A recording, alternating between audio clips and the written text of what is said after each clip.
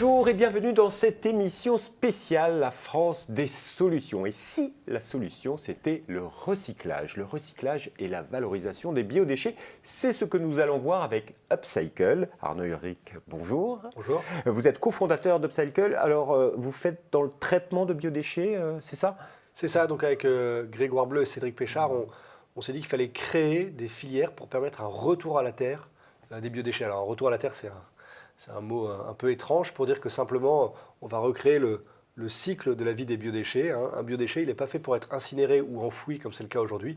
Un biodéchet, il est fait pour retourner au sol, pour nous aider à cultiver des tomates, du maïs, du blé, etc. et pour continuer à nous alimenter et continuer à faire vivre nos sols. Donc vous avez créé un produit, un cycle naturel de récupération des déchets, c'est ça?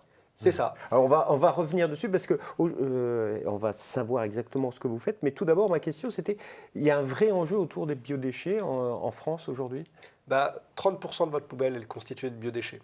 Ces 30% de votre poubelle, on va les transporter dans un camion de poubelle, on va les emmener relativement loin, on va les incinérer. Donc je ne sais pas si vous avez déjà essayé de faire brûler une pelure de concombre ou un reste de betterave, ça brûle très mal.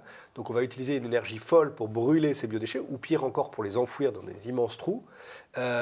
Et alors que cette matière, elle est essentielle à la vie des sols.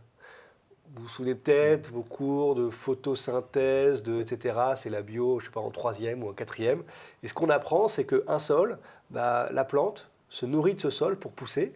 Et nous, quand on récupère cette plante, on vient retirer du sol ce qui a été pris. Pourquoi la France a-t-elle oublié de traiter ces biodéchets? Parce qu'on a cassé cette filière-là. Jusqu'à il y a 150 ans, les biodéchets étaient gérés localement. Mais petit à petit, on s'est installé dans des villes. Il y a un monsieur qui s'appelait Eugène Poubelle qui s'est dit il va falloir qu'on ramasse tout ça parce que ça va être le bazar. Et on a cassé ce geste-là. Cette transmission, elle s'est perdue. Et aujourd'hui, pour vous et pour moi, bien souvent, le reste de concombre, c'est un déchet. Alors que non, pas du tout. C'est quelque chose d'essentiel à la vie du sol. Et donc, vous avez eu l'idée d'essayer d'exploiter ces biodéchets, de les récupérer.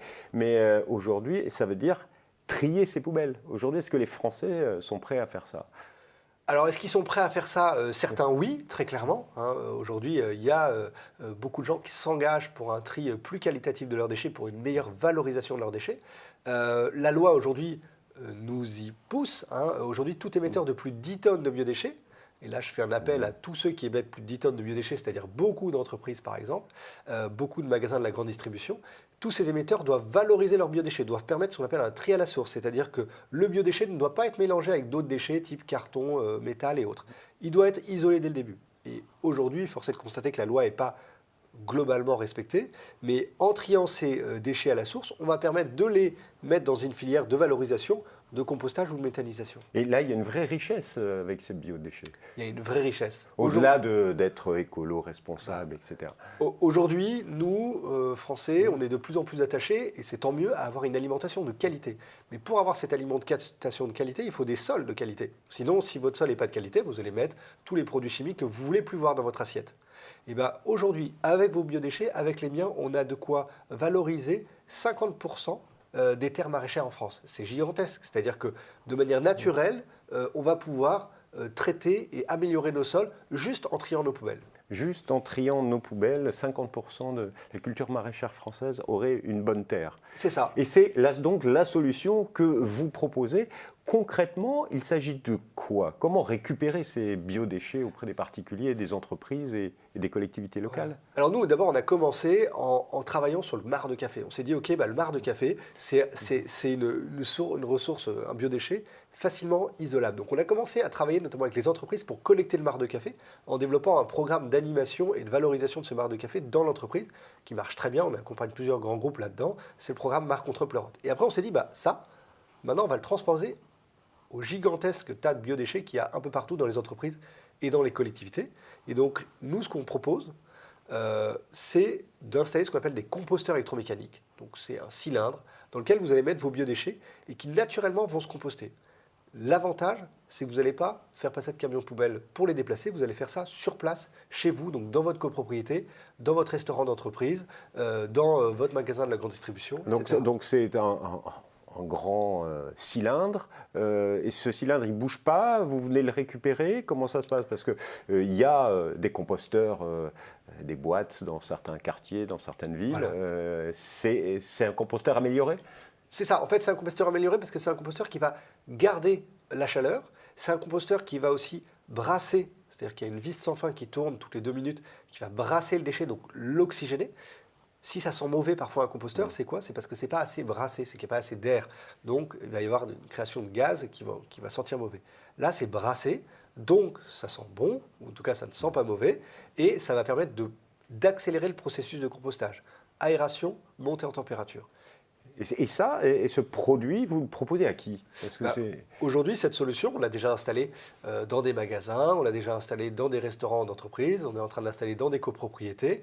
On vise tout lieu émetteur de biodéchets. Donc ça peut être une rue Ça peut être une rue. On travaille sur le projet de la rue Zéro Déchet à Paris, donc une rue dans laquelle on installe un composteur pour que les habitants et les commerçants puissent valoriser sur place leurs biodéchets. Et ça marche? Les gens font appel à vous vraiment ou pas? Ça marche très concrètement. Alors, la solution technique marche très bien.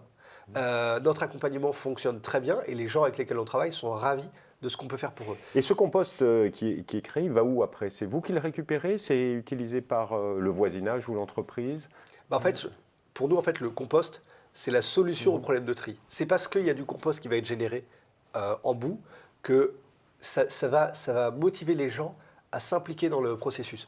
Si demain, vous avez un composteur qui s'installe comme ça dans votre rue et que vous savez que naturellement, vous allez pouvoir récupérer du compost pour vos jardinières, pour votre balcon, pour l'espace végétalisé que la mairie vous a confié, vous allez pouvoir plus naturellement participer à ce processus. Aujourd'hui, vous voyez partir un camion relativement loin, vous ne savez pas trop où il va, vous ne savez pas trop ce qu'il fait, et concrètement, vous n'en voyez pas de bénéfices personnels.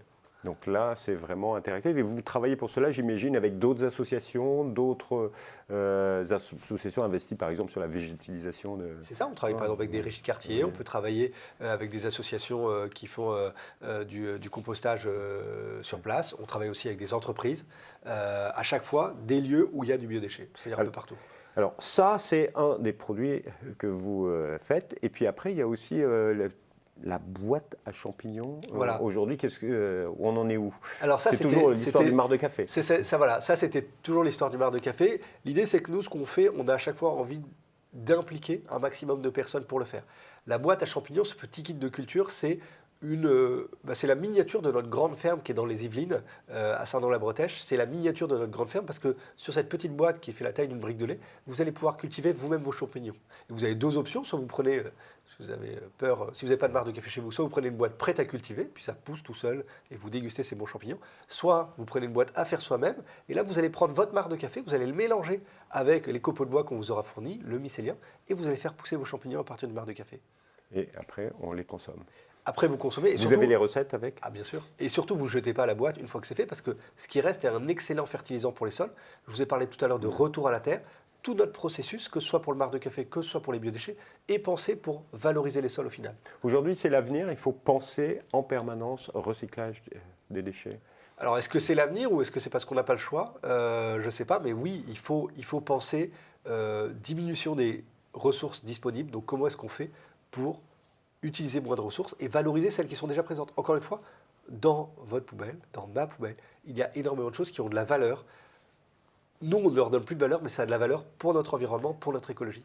Alors, Upcycle, c'est donc des composteurs à installer, c'est une boîte à champignons et c'est également une ferme, j'ai entendu. Ouais, c'est-à-dire, c'est ça. Donc, vous êtes aussi agriculteur. Et voilà, nous, on produit des champignons sur ce marc de café, à peu près 500 kg par semaine.